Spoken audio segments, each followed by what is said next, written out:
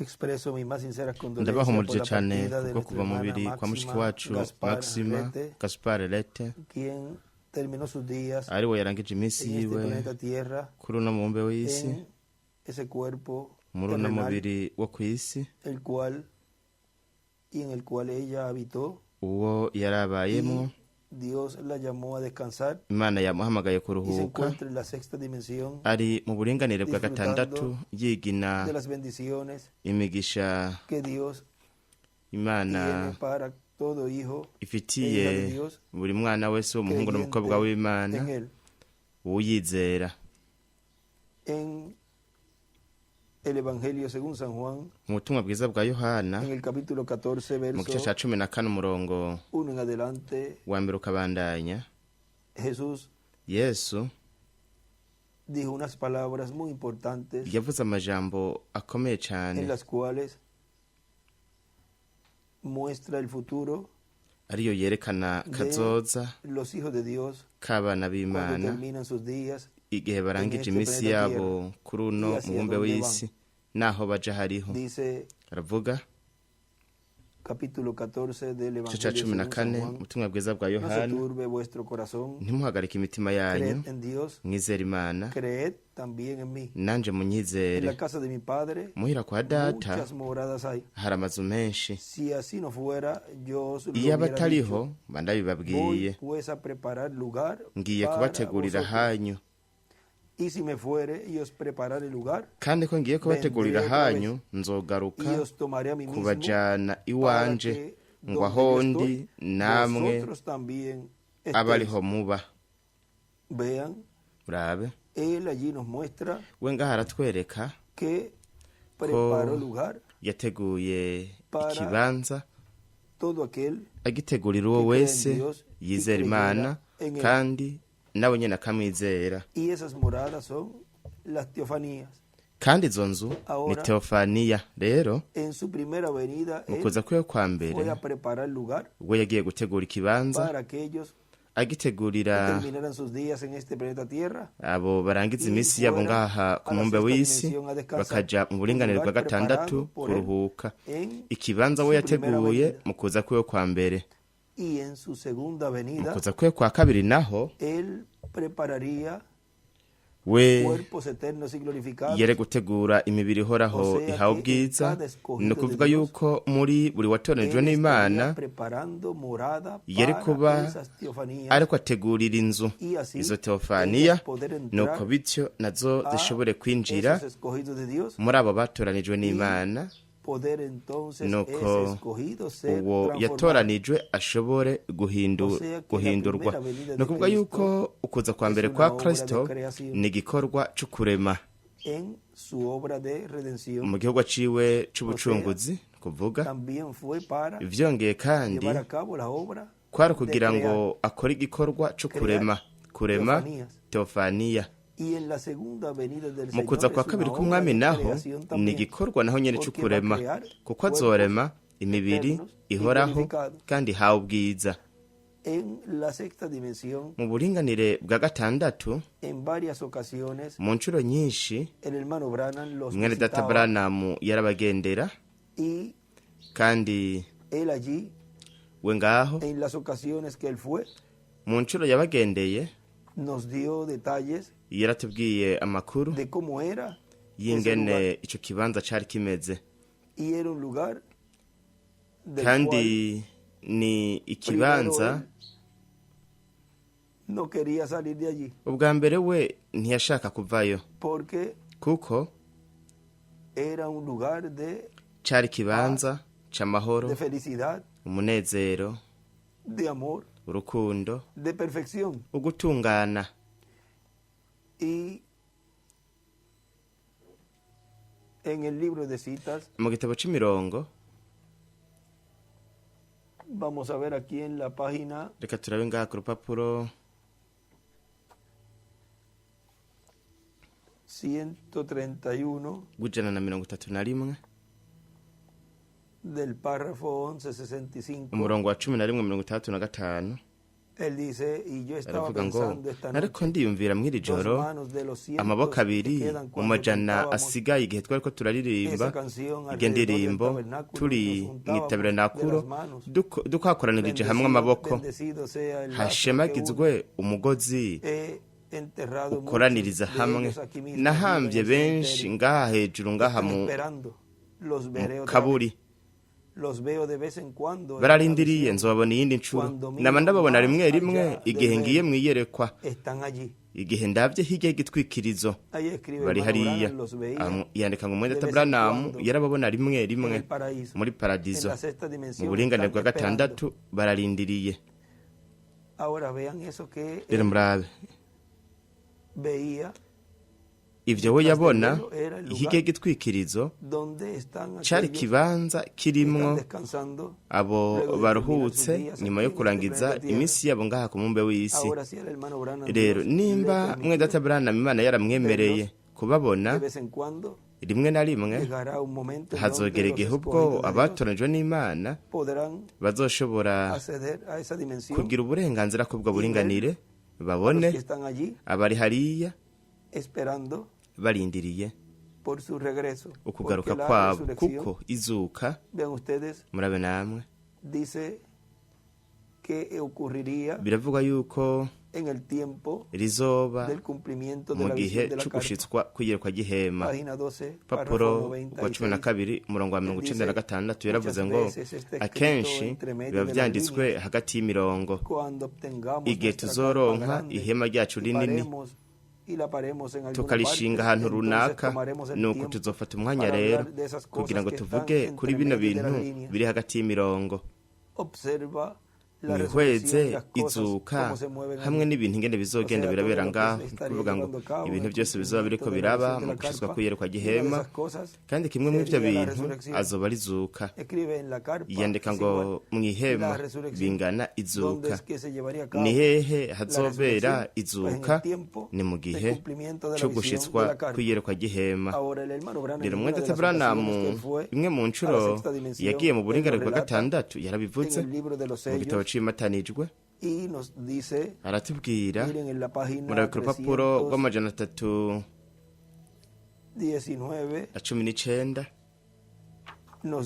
aratubwira hagati mu rupapuro ravuga rero sinizera yuko hari ico vyogira umuntu ashatse kwambara irya pirike y'abagabo, vyoba co kimwe n'abarya abagore basukisha imishatsi yabo kugira ngo imishatsi kure, ariko bivana n'impamvu aba ariko arabikora. Ariko mpagaze aho nakoze mu mutwe nkoreje ukuboko, nari nasubiye kumera umushatsi, kuvuga ngo yarakoze mu mutwe, nuko kandi hari habaye ko bijya mu mushatsi wiwe, mu mutwe wiwe yari yatakaje umushatsi, ariko aho igihe yakora mu mutwe yari afise umushatsi wiwe wose. Nari nkiri muto ndavuga ati mbega ibintu bitangaje, turi hano, nuko naravye kure mbona umugore wanje wa mbere Vyizigiro aje, kuvuga Hope, yandika ngo Hope. Mwe murazi yuko yapfuye ku myaka 22, yandika ngo imyaka 22, kandi yarakiri mwiza cyane nka mbere. Benshi muri mwebwe muravyibuka, yarafise amaso yirabura n'imishatsi yirabura, yashunguruka igashika ku bitugu, yari umudagikazi. Ndiyumvira nti rero niyashika araza kumpamagara mu izina Tibiri. Ndazi niyashika araza kumpamagara Tibiri. Naraba umwe wese mw'abo badamu yariko ararengana, umwe wese yarangumbira akambwira ati Mwene Data w'igiciro, turanezerewe cyane kukubona. Hariho umunezero, nubwo buri gihe hama hari uwo munezero n'akamwemwe, ariko bumvise banezerewe cyane, bahimbawe cyane igihe bamubona. Mbona umwe wese yambaye ico kimwe, aho nta vy'amamode vyari biriyo, kuko amamode nayo mu buringanire bwa gatanu nta na kimwe c'amamode cari kiriyo. Abantu bose ngaha, abagabo n'abagore, bari bambaye mu buryo bumwe,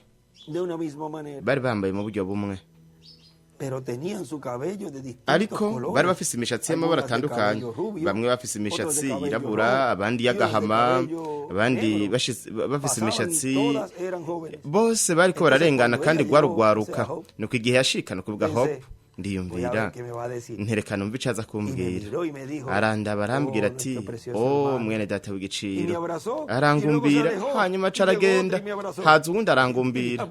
Ndavuga ati ariko kubera ko agiye kandi nanipfuza yuko aguma ngaho umwanya muto kugira ngo tuyage canke kugira ngo tugirane ibigumbagumba by'umugabo n'umugore muri ico gice c'uko ibintu kumbura yavyiyumvira mu buryo bwa kimuntu. Reka tuvuge nk'uko kuko nimba hari yawe iyo ariko yiyumvamwo ati reka ndaza kuraba ingene we aza kumvugisha canke ingene aza kumfata, nuko nivyo mu kuba we yari yabagendeye yari agifise ivyo vyiyumviro, iyo nyiyumva nk'iy'umuntu. Kuko iyo aza kuja hari afise inyiyumva nk'iyo mwaburya buringanire nyene, ntiyari kurindira ikintu hanyuma kitabaye, kuko yaravuze ngo reka ndaza kumva icaza kumbwira. Murabona yuko iyo nyiyumva ya kimuntu aho Imana yari imwemereye kuba yifise. Imana yari gushobora kuba afise izo nzira za nzira zitanu, kuko aho yariko yiyumvira arezona yiyumvira kwa kirya gice c'impwemu, kandi yararindiriye yuko kimwe muri ivyo biba. No kuvuga ngo nk'uko umengo yoba yari ahantu runaka kw'isi, nuko nabo hakaba hari umugwi w'ugwaruka abigeme, akababona akavuga ati reka ndaza kuraba icaza kumbwira uko kiri muto. No kuvuga ngo ivyo vyiyumviro nyene yarabigize ari mu buringanire bwa gatandatu. Rero we bandanya avuga ngo numvise ugwamo rwinshi nca ndabayo, aho hari haje hiruka abasore benshi nk'ab'imyaka 20. Murabe abambere bamwakiriye babaye abagore.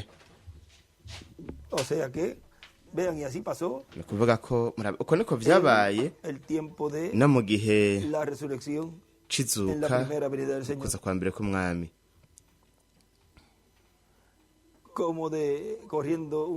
Hiruka abasore benshi bafise nk'imyaka 20, bari bafise imishatsi yirabura y'agahama n'ibindi n'ibindi, umwe wese yambaye impuzu zera kandi nta birato bari bambaye. Baraza barangumbira barambwira bati mwe data w'igiciro. Narahindukiye ntari nkiri ku gitanda, kuvuga ngo yaravye hasi, ndiyumvira nti biratangaje n'igitangaza. Mwako kanya ijwi catangura kumvugisha, sinigeze mbona aho ryari riturutse.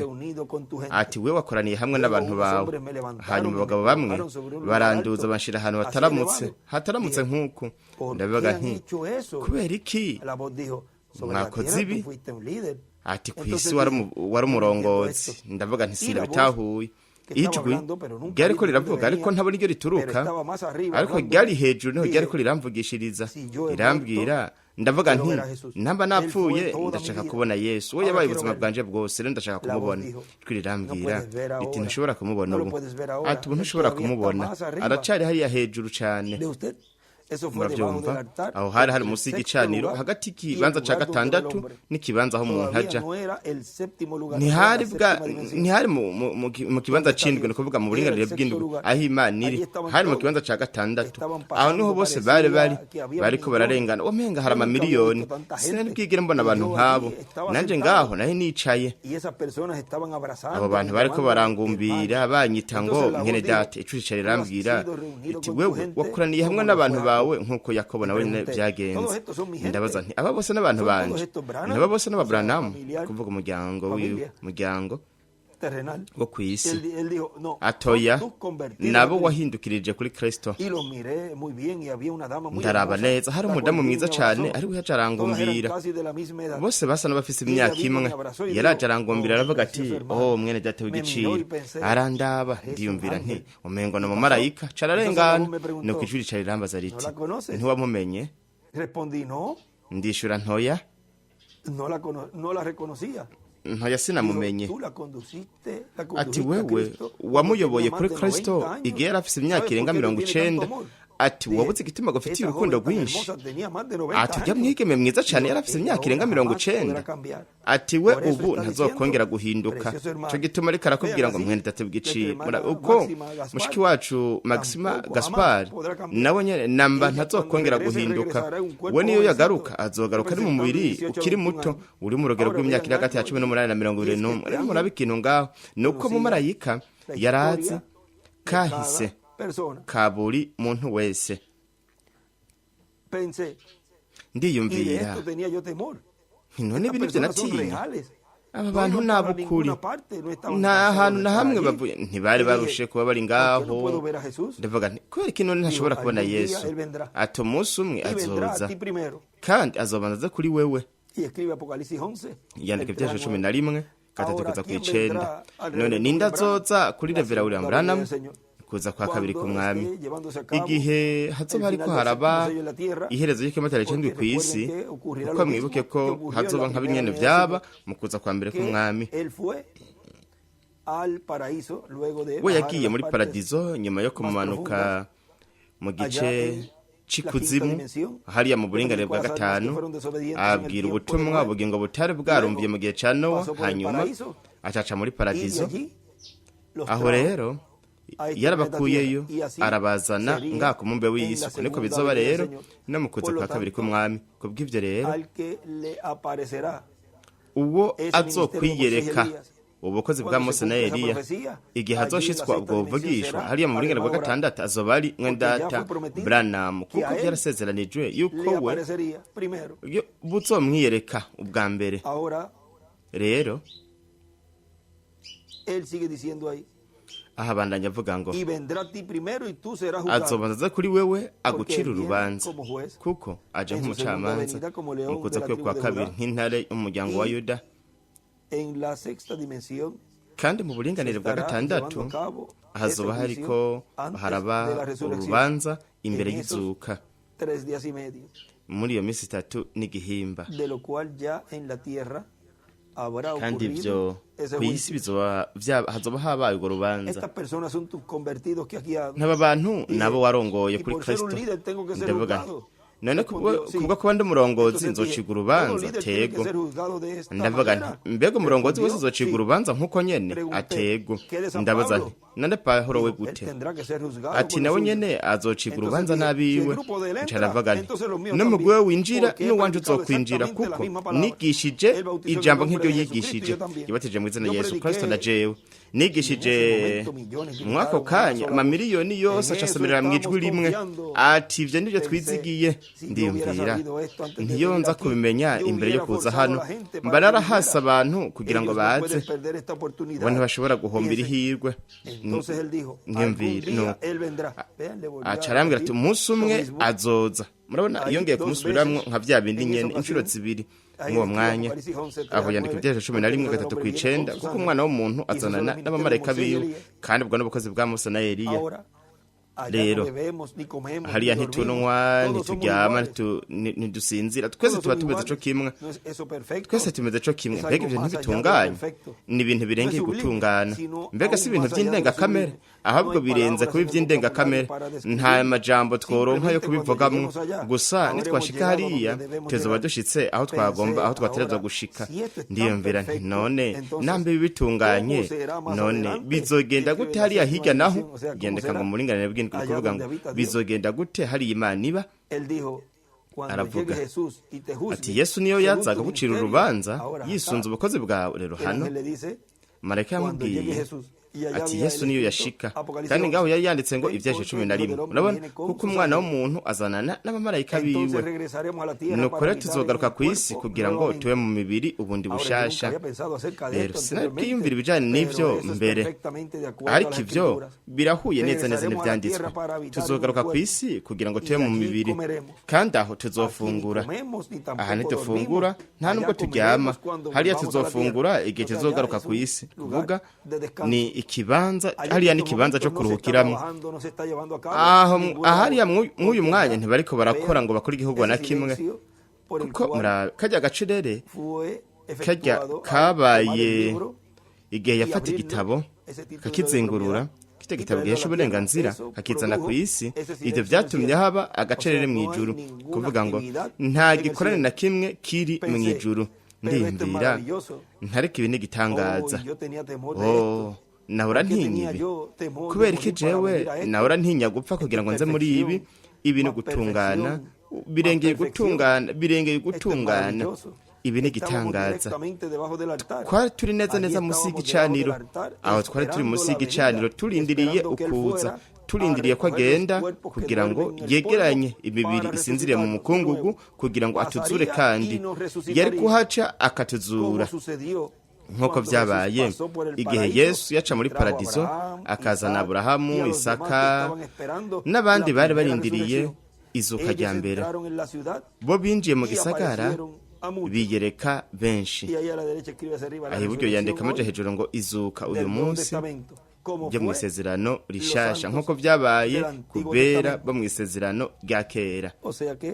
Kuvuga ko ubwo mu kuza kwe kwa kabiri yari guca mu buringanire bwa gatandatu, kandi uyu munsi turashobora kuvuga tuti azohaca azane Maxima Gaspar Lete. Murabona, we azoba ariko arakora ashitsa nka bimwe nyene byaba kubera bavuye mu mubiri mu isezerano rya kera. Ariko mwibuke yuko hariya hari nyuma y'izuka ryiwe. Kubw'ivyo rero ukuza kwa kabiri k'umwami, mu kuza kwa kabiri k'umwami igihe ahazoca ya misi 3 n'igice, uwa mbere azozuka azoba ari we. Rero bandanya avuga ngo ni ikintu mu by'ukuri gihuye n'ivyanditswe. Namba ryari yerekwa canke ivyo byari byo byose vyari bishingiye ku vyanditswe. Nuko ndavuga ntimbega ibisi gitangaza. Aho numvise ikintu nk'ifarasi, ndaraba naciye mbona ifarasi yanje, hari haciye imyaka myinshi, yitwa Prince, yari ihagaze ngaho iruhande yanje, yashize umutwe mu bitugu nk'uko yakunda kubikora igihe naba ndiko ndayiha isukari, n'ukuboko kw'iburyo nca ndayigumbira ndavuga ati Prince, narinzi yuko uri hano. Numvise ikintu kindi gata mu kuboko, yambwa yanje niho yari iri. Igihe shoti yayiroga nararahiye ko nzomwica. Nuko narafise nk'imyaka 16, nari mfise nk'imyaka 16. Data yaranshikiriye igihe nari mu nzira mfise inkoho ngiye kuri position ya polisi kugira ngo ndamwice, kuvuga ngo yari yafashe ingingo. Ndavuga nti uko biri kose nzomwica. Naragiye aho iyo mbwa nari nayihambye, ndavuga ati Felix, ati wambereye umugenzi, waranyambitse kandi waramfashije kugira ngo nshobore kwiga amashuri. Igihe wari gusaza nari kukwitaho, ariko araba bakwishe. Felix, ndagusezerana yuko ujya muntu atazobaho. Umunsi umwe nzomuturumbukira mwibarabara igihe azobereka aragenda, hanyuma ndamufyonyore n'imodokari. Kubwawe nzobikora. Ariko mwamuzi cabaye, murazi cabaye. Jewe ubwanje nije nayoboye uwo muntu, ndamujana ku mwami Yesu Kristo, ndamubatiza mu izina rya Yesu Kristo. Igihe yapfa naramuhambye. Mu myaka runaka nyuma yuko imbwa yanje yari yapfuye, narihanye, hanyuma ncambona ibintu ugutandukanye. Nuko naramukunze aho kumwanka. Ariko Felix yari ngaho iri kirande gata mu kuboko. Narayiravye, sinashobora kurira. Mbega ibintu, nta numwe yashobora kurira. Byose byari umunezero. Umuntu ntiyari gushobora kubabara kuko wari umunezero gusa. Byose wari umunezero gusa.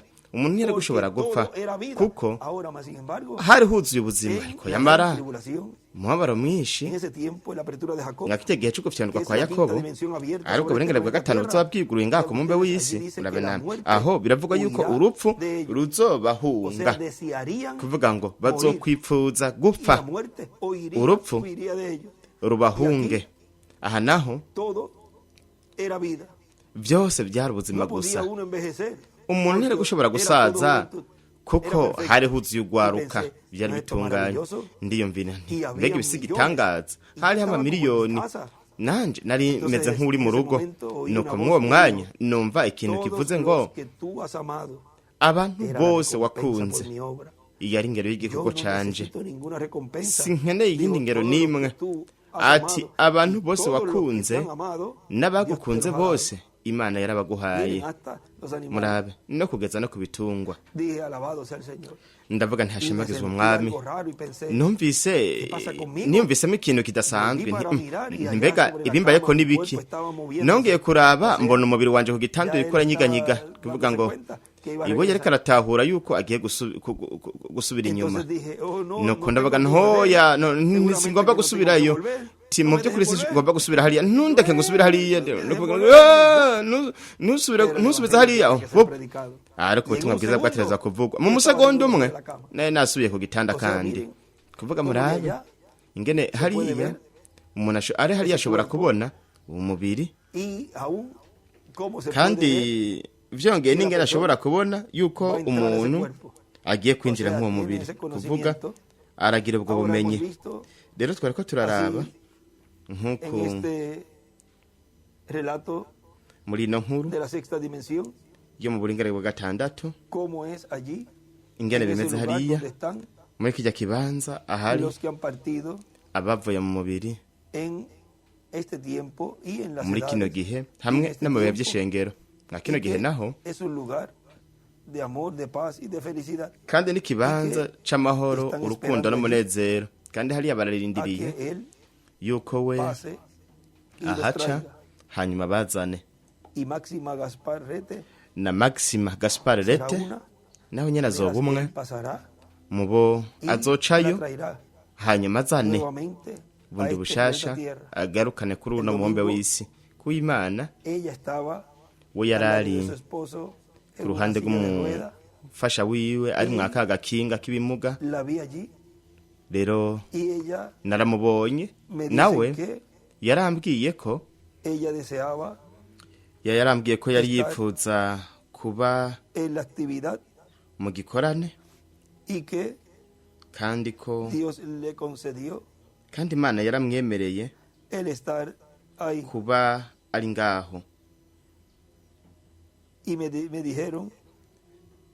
barambwiye yuko yaramaze igihe kinini agwaye kandi ko kuwa gatandatu kujya kuwa gatandatu imbere yuko ndahaba kuvuga niho narindi kuwa gatandatu ndi kumwe na bene data hariya ariko ko uwa gatandatu uriya wabanjije no kuw'Imana wewe yarari mu gikorane kandi we yaranezerewe cyane ko bambwiye kuko yari kumbona kandi murabe Imana yaramwemereye uwo mugisha wo kumbona akaba ari mu gikorane akayaga na bene data hanyuma Imana iraheze ramuhamagara kuruhuka ariko vuba tuzomubona kandi vuba nzomugarukana kandi ndamusubitse mu muryango wiwe hano aha mugabo wiwe Roberto canke umwana wiwe Roberto Caro Rusi Elizabeth na Samuel na Yohana n'abana ba mushiki wacu Maxima hamwe n'umugabo wiwe Roberto Robredo nuko rero umuryango wiwe wose hamwe n'inshuti na bene data ba mushiki wacu Maxima Gaspar ndabahumurije cyane kandi bazirikana bamenye yuko vuba tuzokongera kumubona ari mwujya mubiri uhoraho uhawe ubwiza uwo yasezeraniye abamwizera bose esa amahoro y'Imana umuremyi w'ijuru n'isi iyoba ku buzima bwiwe ku buzima bw'umuntu wese muri mwebwe kandi mwibuke yuko we ameze neza ariko yihweza hano anezerewe azi neza yuko vuba azoba ari mu mubiri utazofise ibibazo by'indwara ahubwo akazoba ari umubiri utunganye twebwe natwe dukwiye kuba twiteguriye ku kugendererwa n'abamarayika kandi buri gihe tukama dufise ikirere kigaragaza kandi ngituma haza ikirere cyo mu buringanire bwa gatandatu twirinde ibintu byose bitubuza bituma nk'amu w'Imana adakorera mu buzima bwacu nuko bityo dushobore kuba turiko twitegurira uko kugendererwa n'abamarayika ese Imana yabahezagira ikabarinda mubandanye mugira umuhingamo w'amahoro n'umunezero n'urukundo muzirikane yuko hariya ko we ameze neza.